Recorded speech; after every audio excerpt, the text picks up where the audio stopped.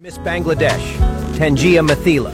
চলতি বছরের সেপ্টেম্বরে বাংলাদেশের তানজিয়া জামান মিথিলা জিতে নেন মিস ইউনিভার্স বাংলাদেশ 2025-এর মুকুট। আর এতেই খুলে যায় বিশ্বের সবচেয়ে মর্যাদাপূর্ণ সৌন্দর্য প্রতিযোগিতা মিস ইউনিভার্সের ৭৪তম আসরে অংশগ্রহণের দরজা। অক্টোবরের শেষ দিকে থাইল্যান্ডে পা রাখেন মিথিলা, যেখানে বিশ্বের ১২১টি দেশের প্রতিযোগীরা লড়ছেন শ্রেষ্ঠত্বের মঞ্চে। আর সেখানেই প্রতিটি ইভেন্টে নিজের মেধা, আত্মবিশ্বাস আর সৌন্দর্যের ছোঁয়ায় মুগ্ধ করছেন সবাইকে। গত কয়েকদিনে একাধিক ইভেন্টে সেরা ৫-এ জায়গা করে নিয়েছেন তিনি। বাংলাদেশের নাম উজ্জ্বল করে তুলছেন বিশ্বমঞ্চে।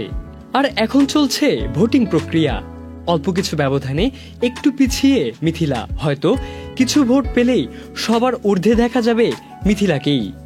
কদিন আগেই এক আবেগঘন মুহূর্ত আসে যখন মিথিলা নিজের ফেসবুকে লিখেছেন, আমি রীতিমতো কাঁদছি, কি বলবো বুঝতে পারছি না। আপনাদের ভালোবাসা আর ভোটে আমরা এখন বিশ্বের ৫ নম্বরে।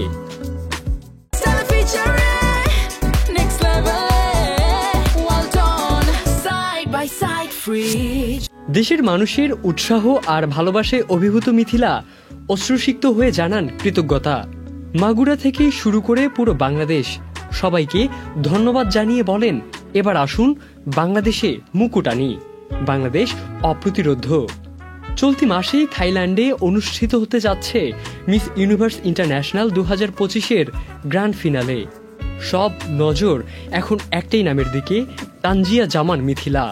বাংলাদেশের গর্ব, বাংলাদেশের হাসি, বাংলাদেশের সৌন্দর্যের প্রতীক। তানজিয়া জামান মিথিলার মাধ্যমেই এই সৌন্দর্যের মুকুট এবার বাংলাদেশের ছিনিয়ে আনতে নিজ নিজ জায়গা থেকে এগিয়ে আসছেন সবাই। ইবনে সাইদ অঙ্কুর, চ্যানেল আই।